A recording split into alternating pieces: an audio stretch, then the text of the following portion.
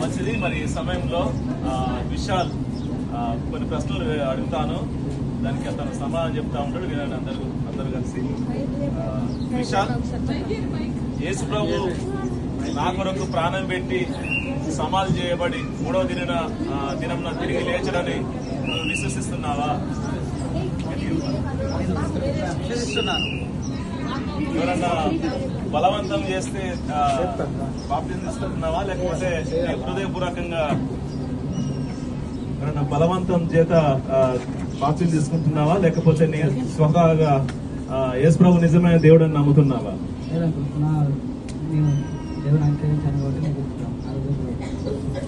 అంటున్నా, యేసు ప్రభు నా పాపాల కొరకు మరణించాడు, నాకు పరలోక రాజ్యం కావాలని విశ్వసిస్తున్నావా?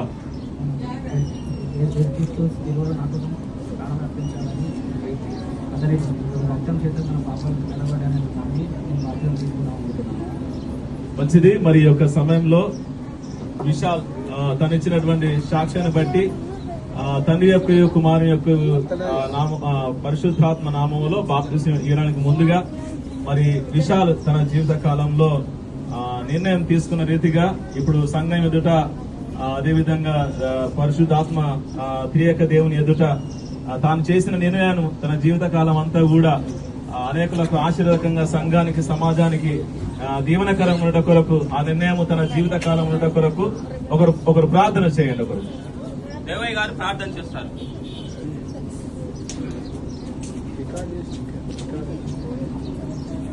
ప్రార్థన చేసుకున్నాం. కృపగల మా తండ్రి యేసయ్యను పరిశుద్ధ నామానికి వందనాలు.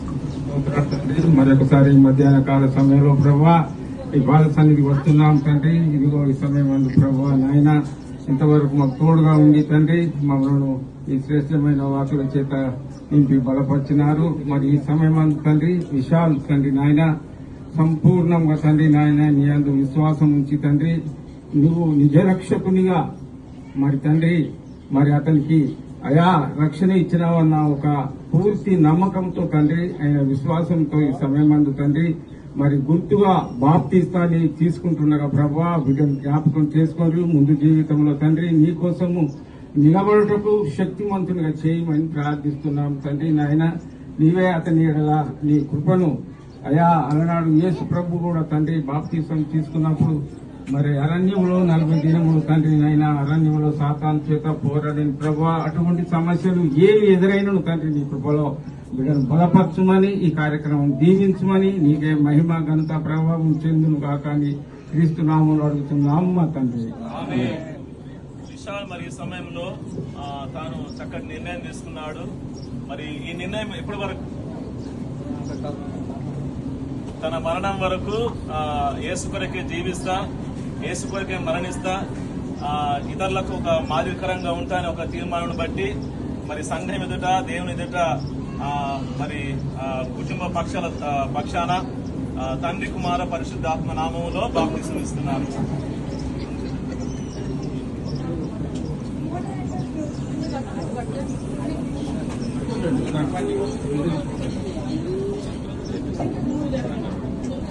మంచిది. తండ్రి కుమార పరిశుద్ధాత్మ నామములో మరి విశాలకు బాప్తిసం ఇస్తున్నారు.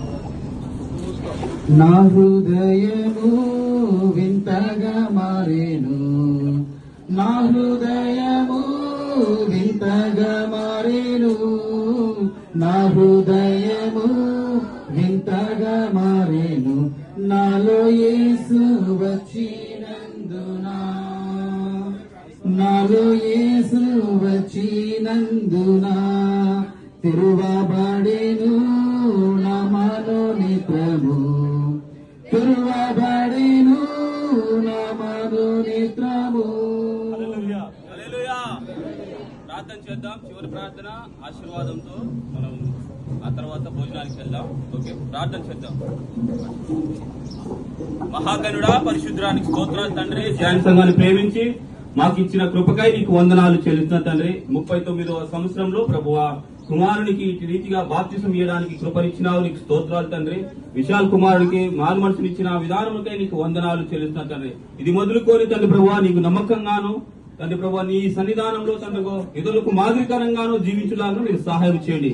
ఇటు రీతిగా మారు మనసు ఇచ్చినందుకు నీకు వందనాలు, కృతజ్ఞత స్తోత్రాలు చెల్లించుకుంటూ మా సంఘాన్ని ఇంకా దీవించి ఆశ్రదించి బలపరిచి నడిపించమని విషయాలకి తండ్రి ప్రభు ఆయన మరణంత వరకు ప్రభు నీ కృప తోడు గురించి నీ సన్నిధానంలో ఎదుగులకు సహాయం చేసి నడిపించమని మా ప్రభువును రక్షకుడైన క్రీస్తు పేరట మరి వెళ్తున్నాం తండ్రి. ఆమేన్. ఆమేన్.